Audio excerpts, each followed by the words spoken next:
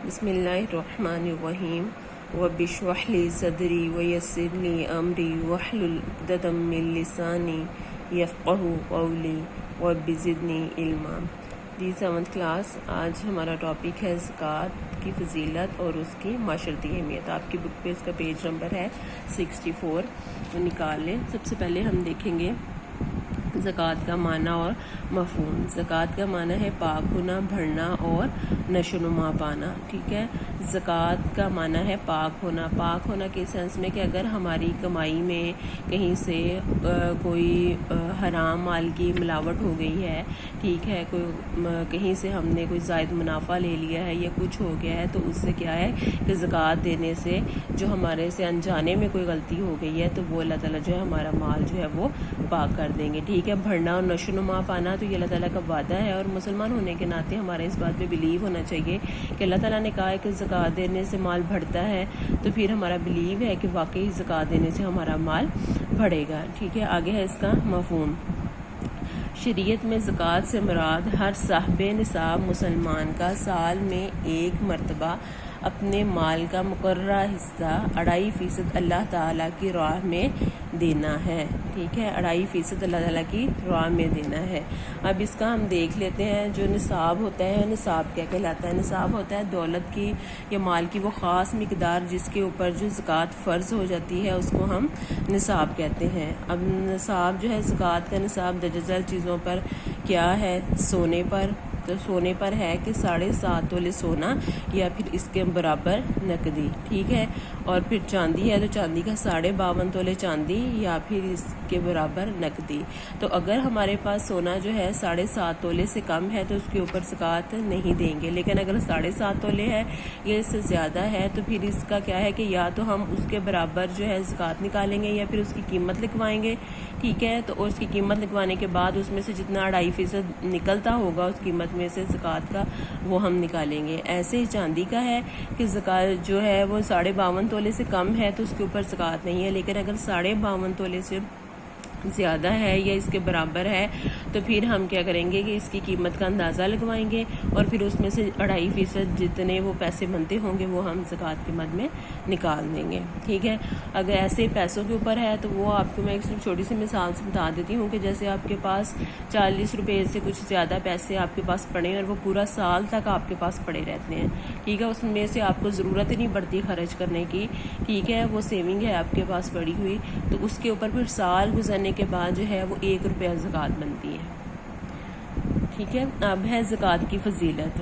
تو زکوٰۃ جو ہے وہ اسلام کا تیسرا بڑا رکن ہے۔ کتنے اسلام کے 5 ستون ہیں، تو ان میں سے زکوٰۃ جو ہے وہ ایک ستون ہے، ٹھیک ہے۔ اور اکثر مقامات پر قرآن مجید میں نماز اور زکوٰۃ کا ایک ساتھ حکم آیا ہے۔ جس طرح نماز ہم پر فرض ہے، اس طرح زکوٰۃ بھی مسلمانوں پر فرض ہے، ٹھیک ہے۔ اور مسلمانوں پر فرض ہے اور اس بندے پر فرض ہے جو صاحب استطاعت ہو، ٹھیک ہے، جس کے پاس اتنی دولت ہے کہ وہ خرچ کرنے کے بعد بچ جاتی ہے تو اس کے اوپر زکوٰۃ فرض ہے۔ جس طرح نماز جو ہے وہ ایک جسمانی عبادت ہے، اس طرح زکوٰۃ جو ہے وہ ہماری مالی عبادت ہے، اور اللہ تعالیٰ نے ہمیں جسمانی اور مالی دونوں طرح کی عبادات کا حکم دیا ہے۔ پھر آگے ہم اس کے فائدے دیکھ لیتے ہیں کہ اس کے فائدے کیا ہوتے ہیں، زکوٰۃ کے جو ہے ہمارے کیا فائدے ہوں گے اور معاشرتی اہمیت کیا ہے، یعنی کہ معاشرے کے اوپر اس کے کیا فائدے ہوں گے، ٹھیک ہے۔ سب سے پہلے تو پہلا جو فائدہ ہے وہ یہ ہے کہ اللہ تعالیٰ خود کہتے ہیں کہ آپ کا مال جو ہے وہ بڑھتا ہے، ٹھیک ہے، مال میں برکت ہوتی ہے، ایک پوائنٹ۔ دوسرا یہ ہے کہ انسان کی مال سے محبت جو ہے وہ کم ہو جاتی ہے، 2۔ اور 3rd پوائنٹ ہے کہ اللہ کی راہ میں خرچ کرنے کا جذبہ پیدا ہوتا ہے۔ 4 پوائنٹ ہے کہ معاشرے میں ایک دوسرے کے ساتھ محبت اور ہمدردی جیسے جذبات پیدا ہوتے ہیں، ٹھیک ہے، ہمیں دوسروں کے ایک دوسرے کے حالات کا پتہ چلتا ہے تو پھر یہ ہے کہ ہمارے اندر محبت اور ہمدردی پیدا ہوتی ہے، ہم ان کی مدد کرتے ہیں۔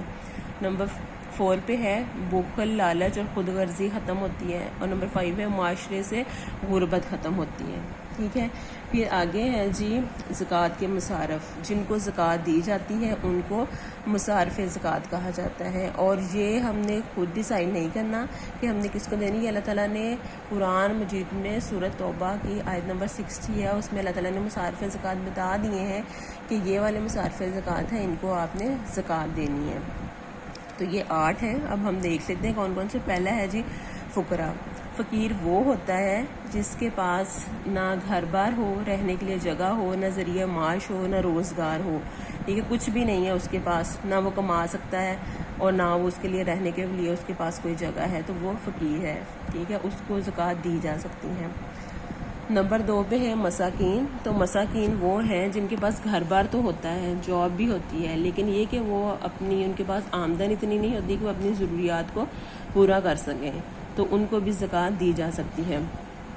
پھر نمبر 3 پہ ہے محکمہ زکوٰۃ کے ملازمین۔ تو محکمہ زکوٰۃ کے ملازمین یعنی کہ جو لوگ زکوٰۃ کو اکٹھا کرتے ہیں ان کو بھی زکوٰۃ دی جا سکتی ہے، اور اس کے لیے یہ ضروری نہیں کہ یہ دیکھیں کہ یہ وہ غریب ہی ہیں، محتاج ہی ہیں تو ان کو زکوٰۃ دینی ہے، نہیں، ان کو تنخواہ دی جا سکتی ہے زکوٰۃ میں سے۔ کیونکہ وہ اپنا وقت لگا رہے ہیں، ٹھیک ہے، اور جب وہ وقت لگا رہے ہیں تو وہ ظاہر سی بات ہے کوئی اور کاروبار نہیں کر پا رہے اپنا، تو اس وجہ سے ان کو زکوٰۃ دی جا سکتی ہے۔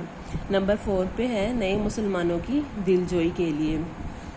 وہ مسلمان جو نئے مسلمان ہوئے ہیں، ٹھیک ہے، تو ان کے پاس اگر رہنے کے لیے جگہ نہیں ہے یا ان کو اپنی بنیادی ضروریات پوری کرنے کے لیے ان کے پاس دولت نہیں ہے، پیسہ نہیں ہے، تو ان کی مدد کرنے کے لیے، ٹھیک ہے، تو ان کو زکوٰۃ دی جا سکتی ہے۔ لیکن اس میں یہ دیکھیں گے کہ اگر کوئی نو مسلم یعنی کہ جو ابھی مسلمان ہوا ہے اس کے پاس اتنی دولت ہے کہ وہ اپنا گزارا کر سکتا ہے، تو پھر ضروری نہیں کہ اس کو زکوٰۃ دی جائے۔ نمبر 5 پہ ہے غلام اور قیدی آزاد کروانے کے لیے، ٹھیک ہے، غلام اور قیدی آزاد کرنے کے لیے، یہ کروانے کے لیے بھی زکوٰۃ دی جا سکتی ہے۔ نمبر 6 پہ ہے قرض داروں کے قرض کی ادائیگی میں۔ تو اس میں یہ ضروری نہیں دیکھنا کہ وہ جو قرض دار ہے وہ غریب ہی ہو تو اس کو ہم قرض دیں گے، نہیں، کچھ ایسے لوگ بھی ہوتے ہیں کہ جن کے پاس گھر بھی ہوتا ہے، آمدن بھی ٹھیک ہے، جاب بھی ہے ان کے پاس، وہ اپنے گھر کا خرچہ چلا رہے ہیں، لیکن ان کے پاس اتنے پیسے نہیں بچتے اپنا گھر کا خرچہ پورا کرنے کے بعد کہ وہ اپنا قرض ادا کر سکیں، تو پھر ان کا قرض ادا کرنے کے لیے جو ہے ان کو زکوٰۃ دی جا سکتی ہے۔ پھر ہے اللہ تعالیٰ کی راہ میں، ٹھیک ہے، اللہ تعالیٰ کی راہ میں یعنی کہ جہاد فی سبیل اللہ جو ہے وہاں پہ خرچ کرنا۔ تو وہاں پہ پھر ہم یہ دیکھیں گے کہ معاشرے میں کوئی ایسا کام کرنا جو دینی اعتبار سے معاشرے کی اصلاح کرتا ہو، ٹھیک ہے، یا پھر کوئی ملکی مفاد کے لیے کام کر دینا، یا پھر یہ کہ کافروں سے مقابلہ آ جائے تو وہاں پہ مدد کرنے کے لیے زکوٰۃ دی جا سکتی ہے۔ نمبر 8 پہ ہے مسافروں کی مدد کرنا۔ تو مسافر جو ہوتا ہے اس کو زکوٰۃ دی جا سکتی ہے۔ اب یہ ہو سکتا ہے کہ مسافر جو ہے اپنے گھر میں، اپنے شہر میں جو ہے وہ بہت مالدار ہو، لیکن یہ کہ وہ حالت سفر میں ہے تو ہو سکتا ہے کہ اس کو کوئی انسیڈنٹ پیش آ گیا ہے، ٹھیک ہے، کوئی مجبوری بن گئی ہے اس کے پاس، تو وہاں پہ ہم اس کی زکوٰۃ کے ذریعے سے مدد کر سکتے ہیں۔ جی یہ تھے مصارف زکوٰۃ۔ پھر نیکسٹ ہے جی زکوٰۃ ادا نہ کرنے والوں کا انجام۔ تو اس میں یہ کہ اللہ تعالیٰ نے جیسے اس کا فائدے بتا دیے ہیں کہ زکوٰۃ ادا کرنے کے فائدے کیا ہیں، تو ایسے زکوٰۃ نہ ادا کرنے کا اللہ تعالیٰ نے انجام بھی بتا دیا ہے۔ اس میں ہے کہ ترجمہ ہے کہ جو لوگ سونا اور چاندی جمع کر کے رکھتے ہیں اور اسے اللہ کی راہ میں خرچ نہیں کرتے، انہیں دردناک عذاب کی خوشخبری سنا دو، ٹھیک ہے، ان کے لیے بہت برا عذاب ہے۔ کیا اس دن یہ سونا اور چاندی جہنم کی آگ میں دہکائی جائے گی، اور پھر اس کے ساتھ ان کی پیشانی، پہلوؤں اور پیٹھوں کو داغا جائے گا، اور کہا جائے گا کہ یہ وہ خزانہ ہے جو تم نے اپنے لیے جمع کر رکھا تھا، تو تم اپنے خزانے کا مزہ چکھو، ٹھیک ہے۔ تو اب ہم نے یہ دیکھنا ہے، آپ لوگوں نے اپنے پیرنٹس سے بھی پوچھنا ہے کہ کیا انہوں نے زکوٰۃ ادا کی ہے، اور زکوٰۃ کو اپنے اوپر بوجھ نہیں سمجھنا ہے، ٹھیک ہے، کہ اب اتنے پیسے ہم کس کو دیں۔ اب یہ دیکھیں کہ آپ پہلے اپنے ارد گرد نظر دھڑائیں، آپ کو لوگ مستحق جو لوگ نظر آتے ہیں ان کو زکوٰۃ دیں، اور اس بات کو کنفرم کر لیں کہ آپ جن کو زکوٰۃ دے رہے ہیں وہ واقعی مستحق لوگ ہیں۔ ٹھیک ہے، حضرت ابو بکر صدیق کے دور میں جن لوگوں نے زکوٰۃ دینے سے انکار کیا تھا، تو حضرت ابو بکر نے ان کے خلاف جہاد کا اعلان کر دیا تھا۔ جی اب 7th کلاس آپ نے اس لیسن کی ریڈنگ کرنی ہے، اور پھر آپ نے اس کی آبجیکٹیو تیار کرنی ہے۔ السلام علیکم ورحمۃ اللہ وبرکاتہ۔